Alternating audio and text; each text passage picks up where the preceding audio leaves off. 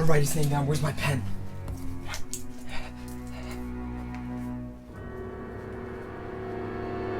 Thank you, Adam Wingard, for not making this as bad as Dragon Ball Evolution, because I gotta say, James Wong, you're on my death note. What is up, everyone? My name is Zach, and I'm bringing you guys a brand new review today for the Netflix exclusive live-action adaptation of Death Note, one of the most famous manga anime shows probably out there, and it truly is one of my favorites as a kid. I haven't watched it recently, but I definitely want to go back and revisit after watching this Netflix show. How good is this Netflix movie? Does it live up to the hype of Death Note? It's not as bad as Dragon Ball Evolution, I will say that. It's not as trash and garbage as that. It does hold to have some good iterations and allegations to it from the show, but overall, it still kind of disappointed me in quite a few ways. Before I get to my disappointments and my worst and my cons about the film, I do want to talk about my pros.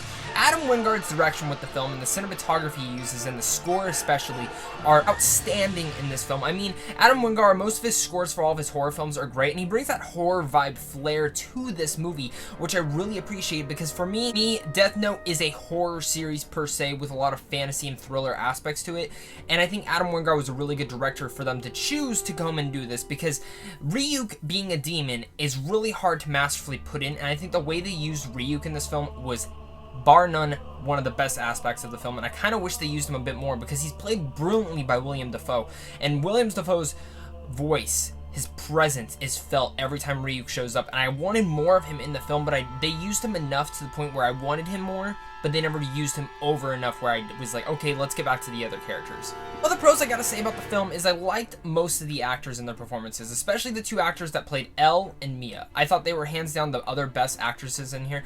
I mean, the actress who plays Mia is always fantastic in whatever she's in. She's been in The Nice Guys, and she's also been in The Leftovers. Absolutely adore The Leftovers, so that was a really good thing to see in here. And then the guy who plays Elle, I liked his performance and I liked what he gave, but sometimes the way the script was written, we will talk about his cons for that character in a little bit, but I overall really liked how the actor portrayed that character, and it was very unique and different from what the show portrayed him as, because in the show, it's a little bit different. He's a little bit more mysterious and stuff. In this, it's a little bit more faster paced, so you kind of have to get through it really fast, and you can't really take your time to learn who Elle is. So like the chemistry between Light and Mia in here. I really believed in their relationship for a majority of the film, and it really got me emotionally tied to their relationship and wanting to see them succeed in what Light's doing. Because if you guys don't know what Death Note is about, Death Note is pretty much about a kid getting a book that you can write in. If you write down someone's name in there, they die, and however you want. And that takes a lot of responsibility to come to, which is a big complaint with me for this film, because in the show, I remember Light having a lot more, like, thinking to, like, should I actually kill this person? Should I actually kill this person?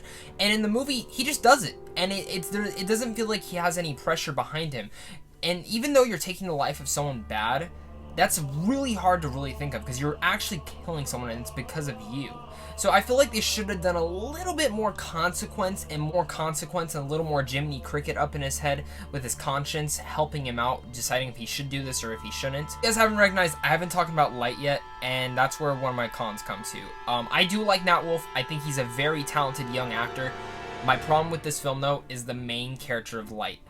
I thought they wrote his character fine, and I don't know if it's the direction he was given or what, but the character of Light, I just didn't like the portrayal that Nat Wolff gave. He seemed really odd, and just the way he portrayed him, he didn't give a good performance. There's one scene when he finally meets Ryuk, and I gotta say, that was hands down a horrible scene, because he was screaming, and it was more of a funny moment to me than anything torturous, because it was like screaming like a little girl, and I didn't believe his fear of this. It just seemed funny to me, and that was the main scene that really stuck out to me, and then every other scene after that was kind of just a little nitpick of like, okay, let's do a little bit more, but it could also be of just how the character was written, per se, and not just how the actor was. I don't know where it fell in between for those. And I think the biggest problem with this film is that it tries to fit so much into just an hour and 45-minute movie that it never has time to breathe. It never has time to think or get some more character development in there. It's always just moving at a fast pace. I mean, he gets the Death Note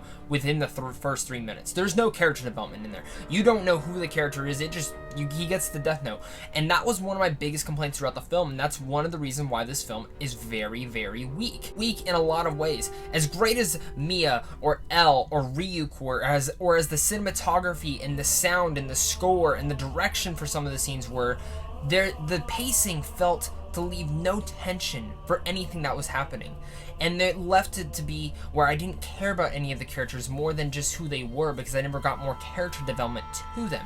It intrigued me and brought me into this cool world of Death Note, but it never gave me more than that, because it just made me want to go watch the anime, which is 10 times better than this. You know, it's really hard to adapt a TV show into a movie and try and cram so much in, and that's the thing I do praise this film for, is that it takes some adaptations and changes some things, but also keeps some of the same elements, and some things work and some things don't. But the pacing really was the most jarring thing for this film, that the fact that I never got time to breathe, there was never consequence, there was never conscience of should I kill this person, should I not. And that's one of the biggest things about the Death Note anime series, is that is one of the biggest things the light goes through the anime, and that's the thing that he never did in the film. And I mean, I would be giving this criticism even if I wasn't a Death Note fan, because I feel that in here, and it felt like a very bad thing for them to do. Like, this would have probably worked out better as a live action Netflix show than as a movie per se, but I don't know all the things that went behind the scenes. Maybe they didn't want a TV show, maybe they just wanted to do a movie, get it done, and try and make the best that they could. And like I said, this is definitely not as bad as Dragon Ball Evolution. This isn't the worst anime live action reboot, but I will say, if you're a Death Note fan from the anime, especially if you're diehard, you're probably not going to enjoy this. I'm certainly in the middle. I don't hate this film. I appreciate some of the things it did. I would be intrigued to see maybe a TV show live action of it, or maybe a sequel, but I'm not like praising one. I don't need one, because I can just go back and watch the anime. I think if you're never checked out Death Note and you don't even know what it is and you just catch it on Netflix, you actually might enjoy it more than almost anyone else if you don't even know what it's about. You might find it to be very intriguing, very good idea, because it is a very unique idea and theme, and that's what I really just always have liked about Death Note. All that said, I'm gonna give Death Note a C-. Didn't live up to my expectations. I expected a lot more from Adam Wingard. This is truly probably the worst film I've seen of his, and I don't know if it's just him or the script he was given. I definitely do love all of his other films though, so if you haven't checked out his other films like You're Next, The Guest, or Blair Witch, totally go check those out. I think you're gonna like them a lot more. But what do you guys think about Death Note? It's on Netflix right now streaming. Have you guys gotten time to check it out? Were you more disappointed than me? Do you hate it? Do you love the anime series of Death Note? Have you never checked it out? Comment down below and let's discuss it all down below in the comments. And other than that, guys, thank you guys so much for watching. If you like this and you want to see more, make sure to like and subscribe. And as always, stay classy and have a great rest of your guys' day.